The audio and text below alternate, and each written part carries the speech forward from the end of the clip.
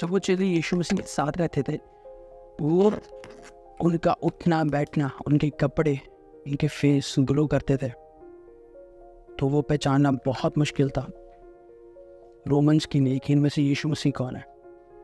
इसलिए यहूदा इस्करियोती ने जाके यीशु मसीह को किसकी थी कि ये है वो।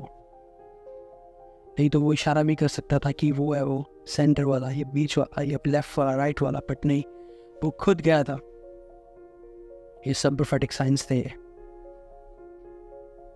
लिहाजा था, एक बात हमेशा मेरी याद रखना, जब भी आप असाइनमेंट को कंप्लीट करना चाहोगे, कोई ना कोई होगा जो असाइनमेंट को पूरा नहीं होने देगा। कुछ ना कुछ ऐसी चीज़ें तुम्हारी लाइफ में आ जाएंगी कि वो तुम्हें तुम्हारी फोकस से हटा देंगी, तुम्हें तुम्हारी गोल से हटा देंगी। बाइबल कहती है जब रोमन्स सोल्जर यीशु मसीह को पकड़ने लगे, पतरस अपनी तलवार निकाली और रोमन सोल्जर के कान को काट दिया, और यीशु मसीह ने उसको डांटा और रोमन सोल्जर का कान उठाकर दोबारा लगा दिया। ये क्या था?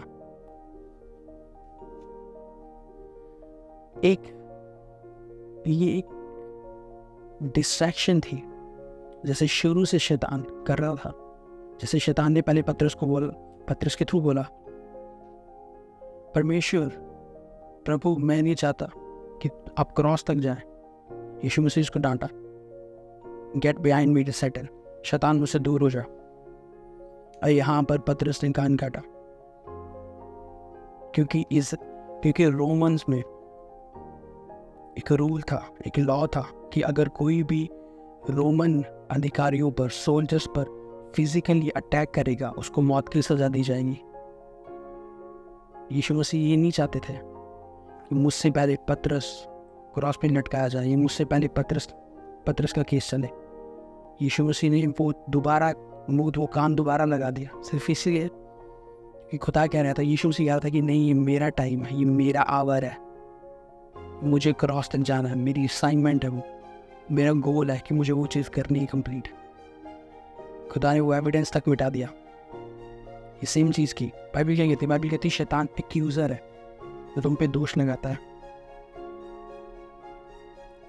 परमेश्वर ने हमारे पापों को माफ़ किया तो किया, परमेश्वर ने हमारे गुनाहों को मिटा भी दिया। वो प्रूफ तक मिटा दिए कि हम पापी थे, वो एविडेंस तक मिटा दिए कि हम पापी थे, ताकि कोई हमें एक्यूज ना कर पाए, कोई हम पे दोष ना लगा पाए, शैतान हम पे दोष ना लगा पाए। ये सब प्रोफेटिक्स था ये। उसके बाद चेलों ने कहा कि हम तलवार निकालें। यीशु मसीह ने फिर से डांटे कि नहीं, क्योंकि यीशु मसीह ने खुद कहा कि ये जो वॉर है, ये जो लड़ाई है, ये फिजिकल नहीं है, ये स्पिरिचुअल है। अगर चेले भी अपनी तलवारें निकाल लेते तो रोमन्स के साथ उनकी लड़ाई हो जाती। बट यीशु मसीह का वो आवर था, वो एक प्रोफेटिक आवर था। यीशु मसीह को अपनी असाइनमेंट पूरी करनी थी, उस गोल तक जाना था। यीशु मसीह की डेथ एक क्रॉस के ज़रिए ही होनी थी। ये प्रोफेटिक्स था, ये उनकी असाइनमेंट थी।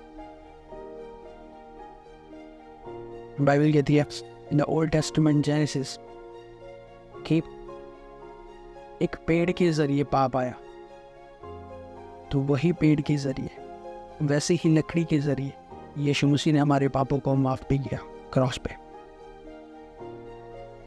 ये सब प्रोफेटिक्स था। हर वो चीज़ जो बाइबल में दी गई है, ये तुम्हारे लिए है, ताकि तुम इसको डीपली समझो। खुदा तुमसे क्या कहना चाहता है। लाखा साथा रहा से थे। आपको लगता है बाइबल में एक चीज़ रिकॉर्ड की गई है, यीशु मसीह अपने फादर के साथ कारपेंटरी का काम सीखते थे। वो भी एक प्रोफेटिक था, क्योंकि परमेश्वर शुरू से ही अपनी असाइनमेंट को फोकस कर रहे थे। शुरू से ही वो लकड़ी की और थे, शुरू से वो लकड़ी के ऊपर काम कर रहे थे, शुरू से वो कील ठोक रहे थे, वो देख रहे थे, वो चीज़ें फील कर रहे थे, ताकि उनका फोकस वही था, क्रॉस, कि मुझे क्रॉस तक जाना है। तो वही मेरी असाइनमेंट है।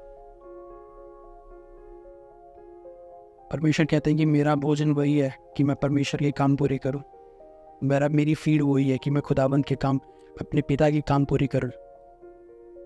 कुछ सच कहता हूँ, हर वो चीज़ जो आप करना चाहते हो, शैतान बीच में आएगा, किसी ना किसी आपको डिमोटिवेट डिस्ट्रैक्ट करेगा, और अगर आप डिमोटिवेट हो जाते हो तो वो असाइनमेंट डिले हो जाएगी। इसलिए प्रेयर करना इट्स इम्पॉर्टेंट, बट रेवलेशंस के साथ बाइबल को रीड करना इट्स वेरी इंपॉर्टेंट कि खुदा तुमसे क्या बात कर रहा है। हर वो चीज़ का आंसर तुम्हें बाइबल में मिलेगा जिसका आंसर तुम ढूंढ रहे हो। यीशु मसीह इतना फोकस्ड है अपनी असाइनमेंट की तरफ, इतना फोकस्ड है कि उनको कुछ और चीज़ें दिखती नहीं थी। फोकस कैसे बनता है? फोकस 3 चीज़ से बनता है, स्पिरिट, सोल और बॉडी। अगर तुम्हारी बॉडी कह रही कि मेरे को फोकस करना इस चीज़ पे और तुम लेजी हो, तुम्हारी सोल कह रही कि नहीं, तुम्हारी स्पिरिट कह रही नहीं आज निकल, और तुम फोकस नहीं हो। तुम्हारा मन कर रहा है कि तुम्हें प्रीच करने जाना है, तुम्हारी स्पिरिट है, तुम्हारी सोल कह रही कि तुम्हें प्रीच करने जाना है, और तुम्हारी बॉडी कह रही नहीं यार छोड़, सो जा, रेस्ट कर, आज कल जाना। ये फोकस नहीं है। फोकस से शरीर को मारना पड़ता है, कई बार स्पिरिट को भी मारना पड़ता है, कई आत्माओं की इच्छाओं को मारना पड़ता है, कई बार बॉडी की इच्छाओं को मारना पड़ता है।